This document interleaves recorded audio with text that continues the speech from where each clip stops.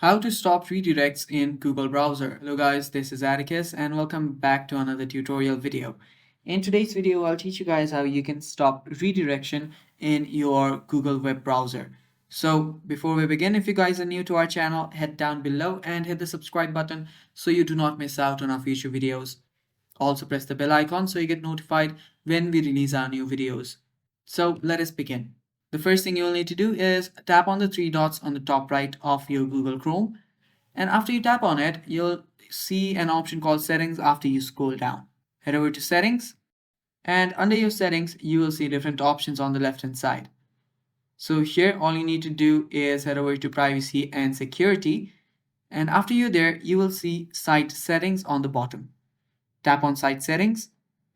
And after you're on site settings, scroll down and you will see an option called pop-ups and redirects. Head over there and there you'll see two options such as sites can send pop-ups and use redirects, and the other one is don't allow sites to send pop-ups and or use redirects. So make sure that you just select this option right here instead of this, and after you do that you can simply restart your Google Chrome and you're good to go. And that is all for the video guys. Thanks for watching. Stay tuned for more and bye bye.